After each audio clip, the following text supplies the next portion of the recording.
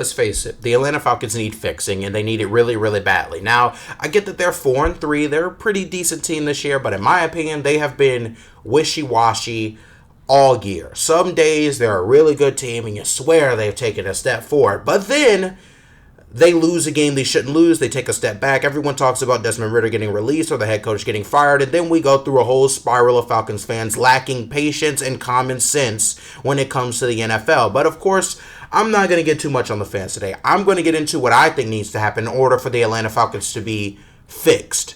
Now, of course, before I get into it, make sure to like, subscribe, turn notification bell. Guys, help me out a little bit. Without further ado, let's get right into this video. Now, of course, number one thing I think they need to do, I'm not sure about firing Arthur Smith. I'm very wishy-washy about Arthur Smith. I don't know if I like his play calling. I don't know if he can use his weapons adequately. I'm not sure if his vision fits with the vision the fans and maybe even the ownership and management has for where this team should be right now. And I think this offense is way too talented to not average at least 25 points per game. For reference, they average only 16 points per game right now. Now, Arthur Smith is not a horrible head coach. I think the offense has actually gotten quite better over the last 3 weeks, and the defense has been elite. I mean, the defense has been great for the Atlanta Falcons, so I'm really, really starting to enjoy watching them. But at the end of the day, they've shown little to no improvement. They went 7-10 last year. They won 7 games the year before.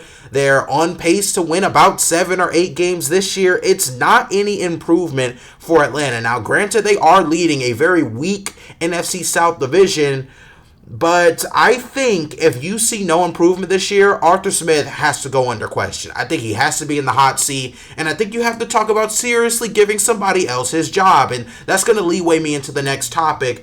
Who do you go to if this guy gets fired? What's the answer now? You've had Dan Quinn.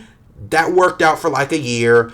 You've had Mike Smith way back there. Who do you go to for a guy to bring you to the promised land? I've got 2 answers. First guy is Bobby Slowick. Now, Slowick, at first, he comes from a great regime of head coaches. And by that, he comes from that Kyle Shanahan tree, which has proven to develop amazing head coaches. And for those who want examples, Mike McDaniel, who is the Miami Dolphins head coach, who has that insane offense, that offense full of speed, that offense full of grit, that offense full of power, that Tua Tagovailoa revival he's done over the course of these last 2 years, very impressive. And then you have Sean McVay, who has had 2 very uncharacteristically down years for the past couple seasons. It's been about 2 years, and the Rams have not really been competitive ever since they won that Super Bowl. Now, they've had a lot of injuries. They had a lot of guys get banged up. Of course, it hasn't been the ideal situation, and Matthew Stafford's getting really old, by the way. But Sean McVay, he's still a great head coach. He's still a Super Bowl winner. He's still an offensive guru. And back to Bobby Slowick, he is leading that Texans offense with a rookie quarterback and a decent offense surrounding him at best. Now, I'm not going to sit here and say that CJ Stroud is a product of the system, because he's not. He's a generational talent. He is a great quarterback. He makes super accurate passes. He's been really, really great over the last couple weeks in his rookie season. So I'm a believer in him. But for Bobby Slowick to take a rookie and a mid-level offense and turn that into somewhat of a good product is very, very impressive. It speaks to the level of expertise he has been able to gain being under Kyle Shanahan for all those years, and being able to study him, study that 49ers offense, being able to sit under that guy, kind of like an intern, right?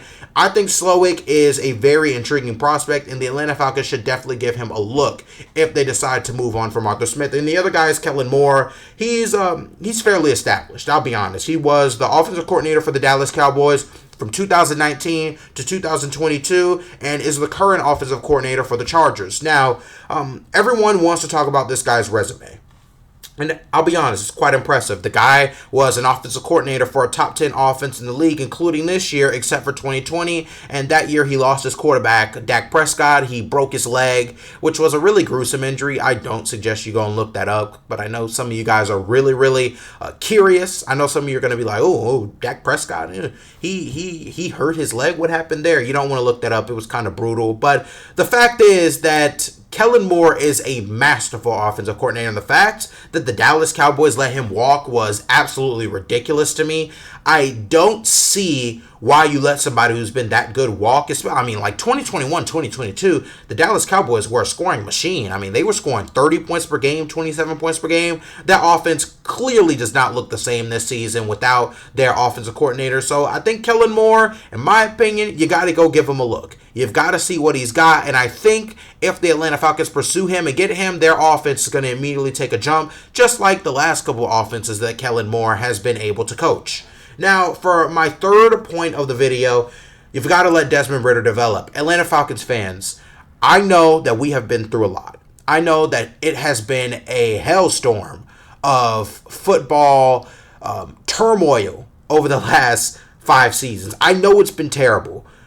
But when a quarterback is in his first year starting, you've got to have some patience. This guy has not started a full season yet. You got to give him some time. And everyone's going to ask me, well, Micah, what do you think he can develop into? Keyword, develop. He's not that great now. You got to give him some room to make some mistakes. I think he can develop into a Dak Prescott at best. I see a lot of Dak in him. He's not someone who's afraid to run. He is capable of being one of the NFL passing yards leaders if he can get that accuracy in check and stop turning the damn ball over. And he might never be a superstar, but I think any good offensive coach, the guys I literally just named a couple minutes ago, I think those coaches will find a way to make a good product out of Desmond Ridder. I think they will at least turn him into a fringe Pro Bowl quarterback with adequate talent around them. Talent like Kyle Pitts. Talent like Bijan Robinson. Talent like Drake London. Those guys, I think when you put that core together with a good offensive coach, I think you can get a really, really, really good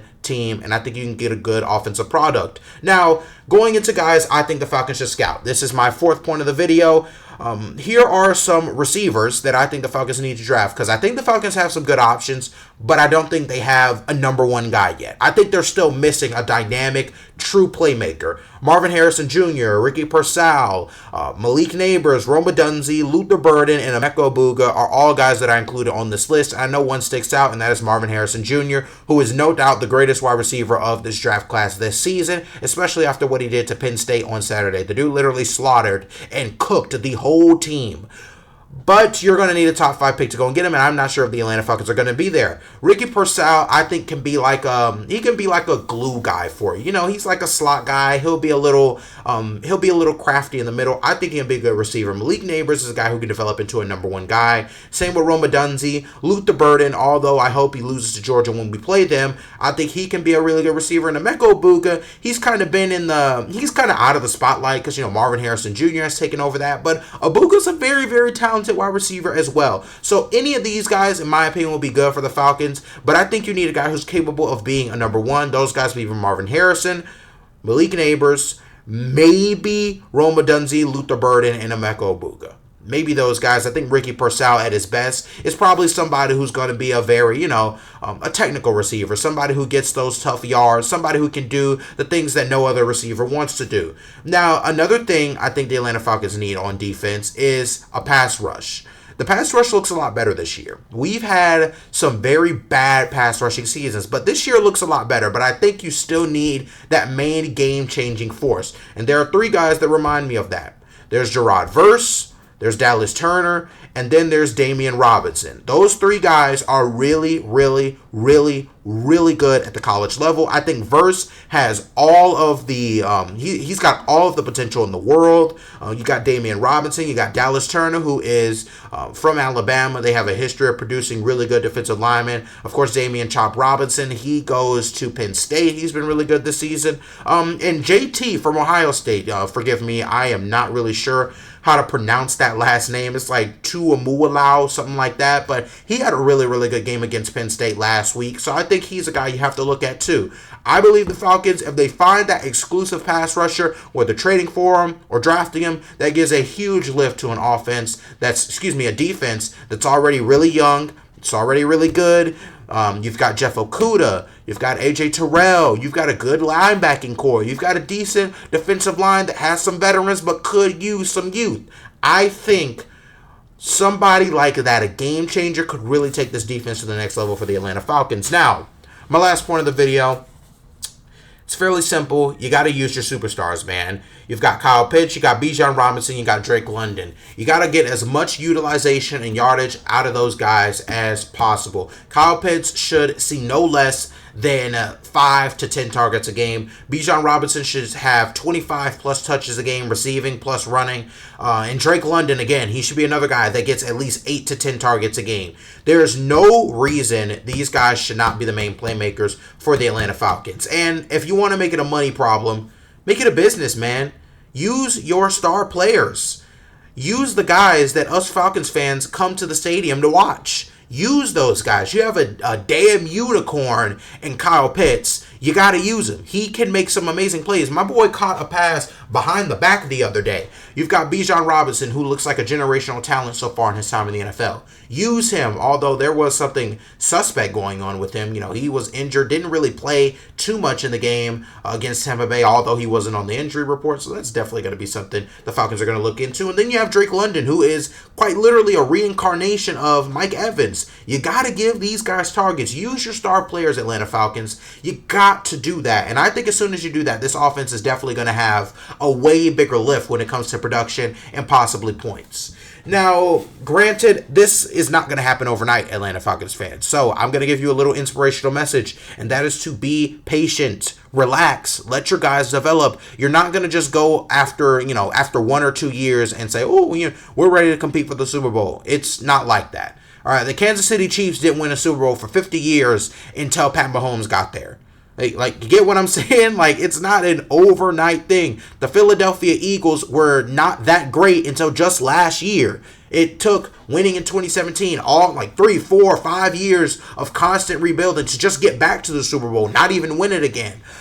Even Tom Brady, Tom Brady, it's an old school example, but Tom Brady, before the Patriots were not Super Bowl contenders. They had never won a Super Bowl. Tom Brady comes around, lets them develop, or they let Tom Brady develop, and then they win and win and win and win and win and win and win. So it is a process. Atlanta Falcons fans, you're going to have to wait. You're going to have to be patient. But granted, if they follow these steps, if the Falcons can get some coaching, if the Falcons can let Desmond Ridder develop or get another great quarterback, then I think this will be a great team going into the future. Now, granted, that's going to end this video. I thank you guys for watching. Of course, make sure to like, subscribe, turn on the notification bell, help me out a little bit. I did do a rebrand. The new name is Micah Cannon. Of course, that is also my Instagram handle. Follow me on all the social medias you see across the platform. But of course, I'm going to end this video. Thank you for watching.